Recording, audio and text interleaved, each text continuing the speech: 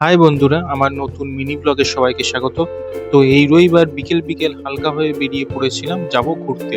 সঙ্গে ছিল হালকাভাবে এই বন্ধু। তারপরেই যেমনভাবেই হোক হালকাভাবে পৌঁছে গেলাম বাবুঘাট ওই সন্ধে গঙ্গা আরতি দেখতে।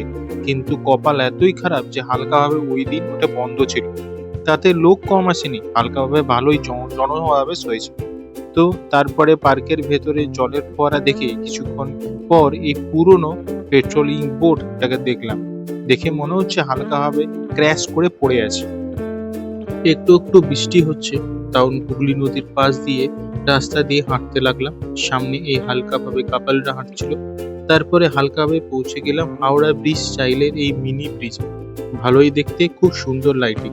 তারপরে ফেরার সময় এই ঘাটের কাছে হালকাভাবে হাওড়া ব্রিজের লাইটিংটা একটু ক্যাপচার করার চেষ্টা করলাম।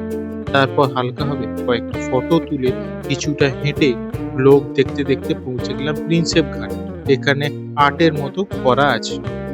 আর কিছুটা এগোতেই দেখতে পেয়ে গেলাম লাইটিং ইলেকট্রনিক আর্ট পাকা, দারুণ সুন্দর।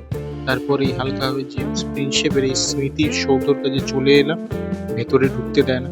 তারপর হালকাভাবে এই প্রজেক্টরে একটু শো দেখে এই গাছটার ভিডিও নিয়ে নিলাম। খুব অসাধারণ, অনেকবার হালকাভাবে ঝুলানো রয়েছে। তারপরে এই যোগা ডের হোর্ডিংটাকে দেখে তারপর হালকাভাবে পুরো জায়গাটার একটা ভিউ নিয়ে নিলাম।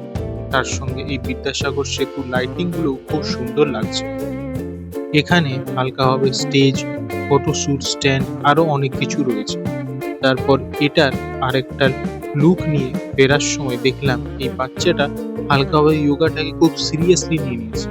তারপর এই গেটটার লুক নিয়ে দেখলাম হালকাভাবে অসাধারণ লাগছে। তারপরে সাধারণভাবে যোগা ডে আর্ট এর ভিডিও নিয়ে হালকাভাবে বাড়ি ফিরলাম।